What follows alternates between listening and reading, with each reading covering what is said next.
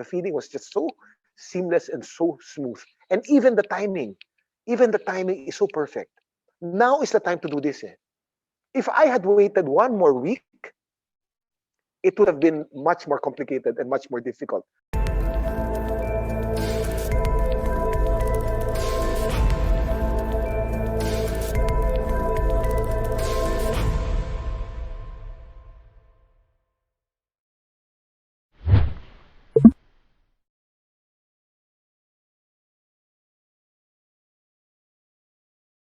Yeah, less than 1 month, about 3 weeks ago. Yeah. When I finally found my signs, when I in prayer, I saw that God wants me to make a decision. The hardest part was I prayed for courage to be able to tell my bosses who took good care of me in the other station that I was going, that I was leaving. That was the hardest. That was the most in my 17 years in ABS-CBN. Those 3 days, 2 weeks ago, were the hardest that I did because that was 3 days in a row, and those were three bosses that I had to say goodbye to.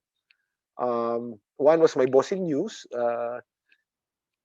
so yung pag-uusap namin, and then the next day was my boss in entertainment and the channel head, and then the last, which was the most difficult, was the president of the channel, Carlo Katigbak, who is a friend, kaibigan ko.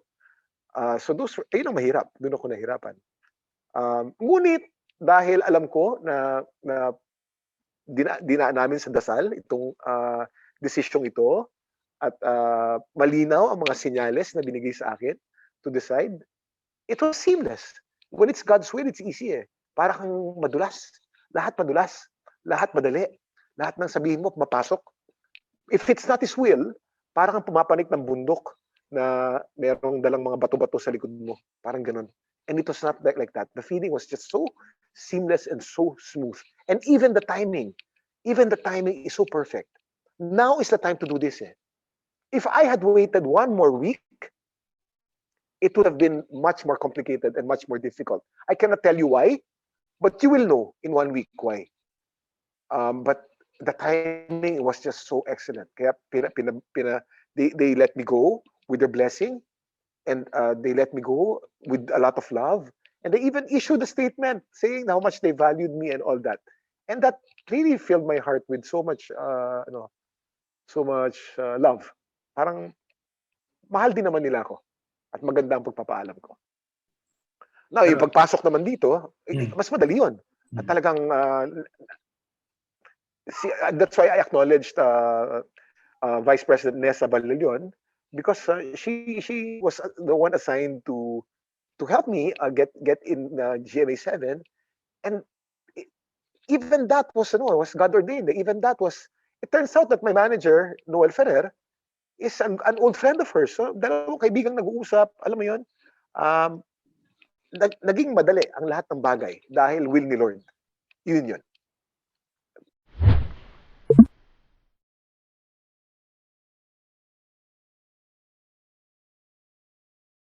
Alam mo, merong network wars talaga eh. Talagang merong mga diehard na kapamilya at may mga diehard na kapuso na araw-araw, kagabi nga eh, nanonood ako ng 24 oras at sa computer ako nanonood eh.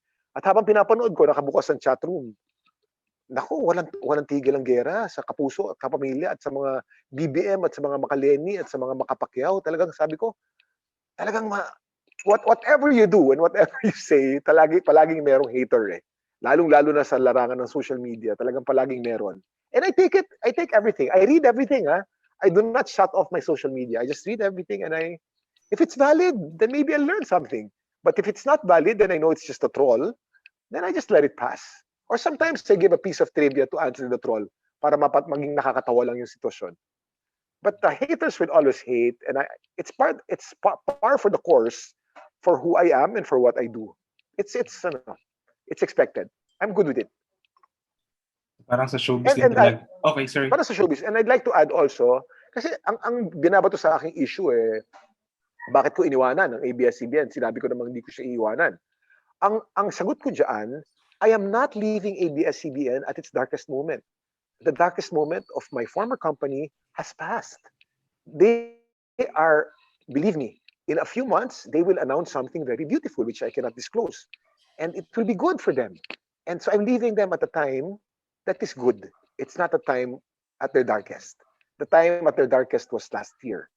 And talagang wala. Pero ngayon, magandang mangyayari sa dating istasyon. And I'm happy for them.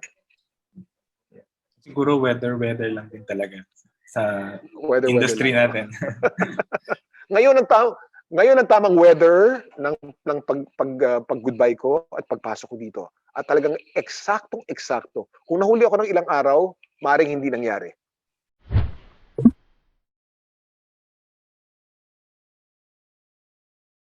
You know, it's surreal. Para akong nananaginip na nangyayari ito dahil last month lang, wala sa guni-guni ko ito eh. Wala sa, hindi ko naisip ito. At ngayon, nandito na ako. At ngayon ay talagang kapuso na at may inaabangan ng mga show at magte-taping na sa susunod na linggo. It's surreal. Isa siyang panaginip na, na parang hindi nagaganap. Ganun ang pakiramdam. At I'm just so thankful to the Lord that everything became so smooth and so seamless. Magmula sa pagpapaalam ko sa kabilang istasyon, naging napakaganda ng pagpapaalam ko at napakaganda ng pagka-welcome sa akin. At nakita ko yan kagabi, dun sa 24 oras, 7 minuto ng pag-welcome sa akin, as in, nanliit ako sa pasasalamat sa ginawang welcome sa akin ng bago kong istasyon. So, yun ang pakiramdam ko. I'm full of gratitude. I am full, and I am, it's like I'm dreaming. Surreal. Yun ang pakiramdam.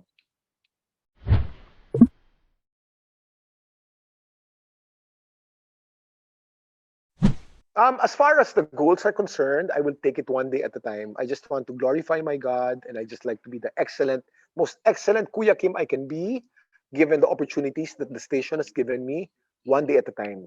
I cannot say kasi that my goal is to host a game show or to host this show. That will be the final decision of the network. Hindi ko pwedeng pangunahan.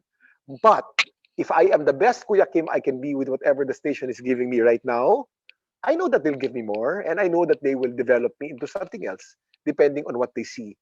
But my goal is just to be the best Kuya Kim I can be today. And that way, I glorify my God.